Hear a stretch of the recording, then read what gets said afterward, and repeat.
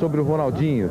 Os patrocinadores já estão tranquilos porque sabem que ele não vai precisar operar o joelho. Pelo menos essa é a notícia que chega aqui. A Inter de Milão reconhece que ele precisa descansar. Aliás, os patrocinadores também acham que ele precisa de férias. 3 anos sem férias. A seleção brasileira também acha que o Ronaldinho precisa descansar. Para ficar em forma depois da Copa, precisa descansar quantos dias, Osmar? A pergunta é para você. Exatamente. Essa é para você. Eu vou dizer o seguinte.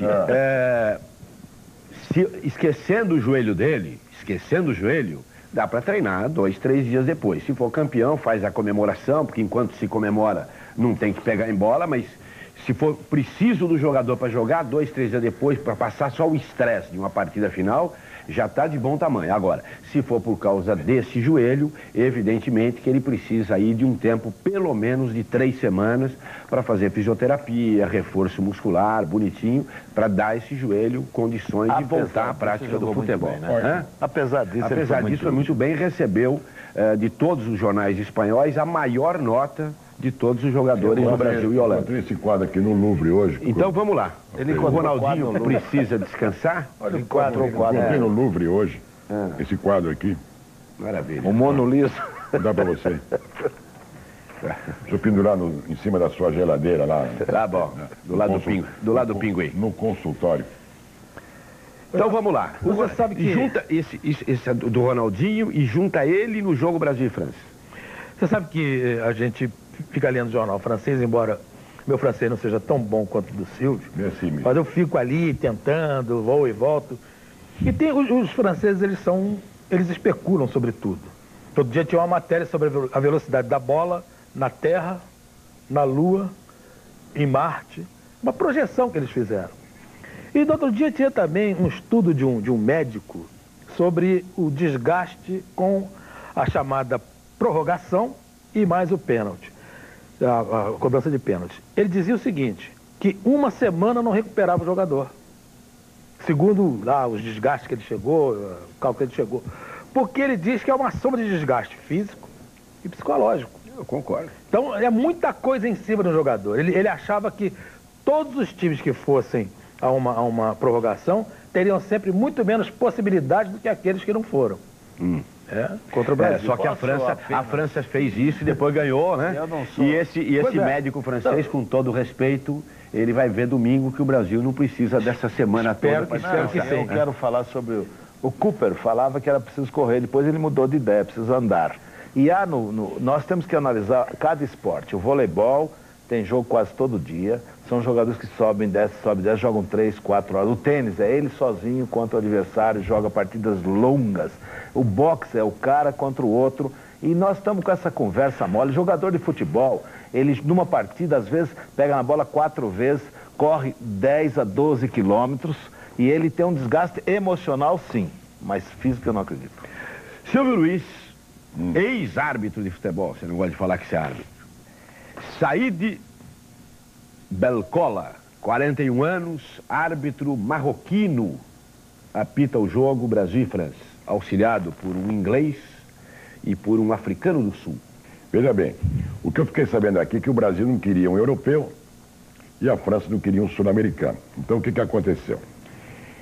Eles meteram um marroquino aí de quem nós metemos 3 cocos neles.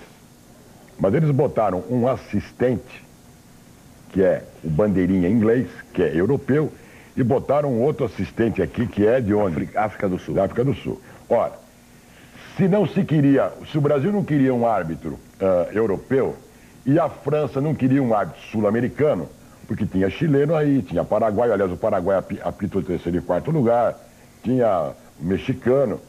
Por que então eles colocaram um assistente inglês, europeu, portanto, e colocaram um outro aí... Sul-africano. Devia colocar, ok, coloca um inglês, tudo bem, perfeito, europeu, e coloca um sul-americano, que está cheio de assistente sul-americano aí também. Isto é que eu não entendi. Agora, existe politicamente, segundo dizem, uma bronca entre os marroquinos e os franceses. Claro. Eles são, os marroquinos, como os argelinos, são muito discriminados aqui na França. Então, Vai que numa dessa nós fomos beneficiados pela arbitragem. Mas não nos interessa isso. Nem de jeito nenhum. Claro. Tudo bem, nós estamos aqui. Arbitragem você tem que julgar, arbitragem você tem que julgar depois que o cara apita. Nunca ninguém viu esse marroquino, não sabe, senão vai dar um ar de leviandade, né? Não, ele apitou. Ficar especulando a respeito da vida do cara. Bom, Fala. como Orlando, Juarez e o Silvio estão toda noite aqui comigo falando de Brasil, eu vou deixar o Brasil e França a expectativa para o Sérgio Noronha. Eu acho que já foi dito por todos aqui, eu acho que a seleção brasileira tem um favoritismo, sim, pela experiência e por ter, pelo menos teoricamente, mais time do que o time francês. Nosso problema é aquele que eu já disse, os nossos jogadores não chegaram ao seu apogeu. Quem joga mais, Roberto Carlos ou Lizarrazi? Roberto Carlos. Mas quem tem jogado mais? Lizarrazi. Fez gol, né? É eficiente, Perdeu apoia, pênalti. cruza. Tá? Perdeu pênalti. Mas tá aí, tá presente. Tá vivo. Tá presente. Então, o problema é que o nosso time é melhor, por enquanto, teoricamente. Ainda não mostrou na prática que é, mas tem experiência, 7 jogadores jogaram outra Copa, tem camisa, né? Entra em campo, aquela camisa pesa muito, mas pesa muito mesmo. O Nilton Santos costumava dizer, brincando, para mim, um amigo dele, assim, quando a gente entra em campo, Noronha, e a gente olha pro lado, os outros estão olhando assim pra gente, ó, pra ver, né? Olha, os caras são bicampeões do mundo. Então isso acontece com a seleção brasileira, vai acontecer no domingo também. Acho que o Brasil tem tudo para ser campeão. E repito, o Brasil só perde pro Brasil. Agora, tem a estrela do Zagallo, né? Como é que eles olham para a seleção Com brasileira? respeito, assim. E com o patrocínio agora, então, como é que eles olham? Eu não sei, devem olhar com olhos cúpidos. Silvio Luiz, o encerramento do programa é sempre com você. Ah, eu? Principalmente porque nós temos um convidado que, quando você falou a frase, ele queria que você traduzisse na hora. Ele deve estar Estou ansioso. ansioso. Noronha, Repete a frase, por favor. Montanon. Esse cara sempre apita antes. Vai. Montanon le léopard, boará de l'eau. Meu caro mestre Noronha, esta frase quer dizer que você vai ficar até meio espantado porque nós vamos trocar de bicho. Quer dizer assim, está na hora da onça beber água. Só que como não tem onça no vocabulário francês, nós tivemos que colocar léopard. Nada a declarar. Você não gostou da frase? Sérgio Noronha, obrigado da sua presença. Novamente um agradecimento à Rádio Globo do Rio de Janeiro, à Sport TV e ao Jornal do Brasil por ter emprestado o Sérgio Noronha. Termina aqui o debate, você continua agora com o Jornal da Copa e as notícias com a apresentação do Hermano Renner. Ele que vem agora? Ele. Gol de placa do craque Bierhoff. O atacante da seleção alemã e do Milan fez uma doação para meninos carentes de Salvador. O atacante da seleção alemã, Olivier Bierhoff, chegou hoje a Salvador para cumprir uma promessa. Doar para o Projeto Axé a quantia de R$24 mil, correspondentes ao valor dos 3 gols que marcou na Copa do Mundo. Bierhoff chegou acompanhado da namorada Clara, representantes do Unicef na Alemanha e uma equipe de televisão alemã. No início da tarde, foi recebido na sede do Projeto Axé, onde dezenas de crianças já o aguardavam. Numa rápida entrevista, ele revelou que o sorriso de cada criança tinha para ele a mesma importância de um gol. O exemplo que esse jovem atleta de sucesso está dando é sobretudo endereçado à juventude do planeta, à juventude do mundo. Ele não é do Brasil, viu, enxergou o jeito que o Axé estava passando, tentou ajudar. Bierhoff disse acreditar que o Brasil vai ganhar essa Copa.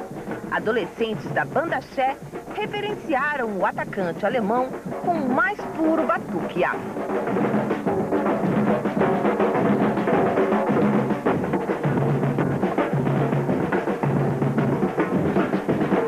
O clima em Ozoá-la-Ferrière está mudando. Antes, os franceses eram uma paixão só com os brasileiros. Agora, continuam simpáticos, mas com uma vontade danada de acabar com a nossa banca.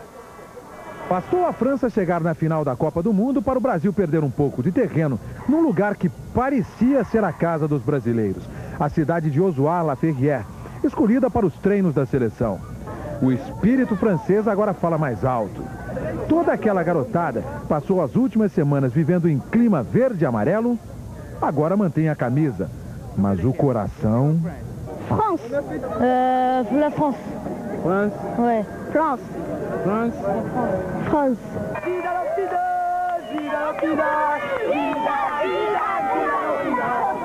Aos poucos, a seleção brasileira transformou a vida da pequena cidade de Ozoir-la-Ferrière.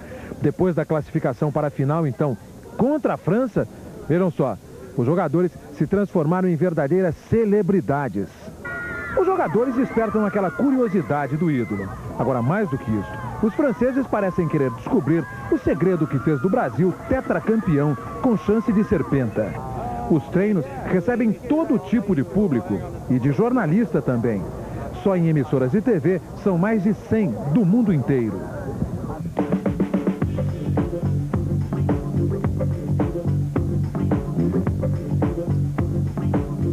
BBC Television. I'm first German television. I am with Reuters Television. Zurich. Egypt. From CNN. From NHK Japan. Entender o português para esta gente até que é fácil. Difícil mesmo é descobrir quem, entre tantos, vai ser o carrasco da França no domingo. Para nós o que interessa é o seguinte, que seja um deles ou mais.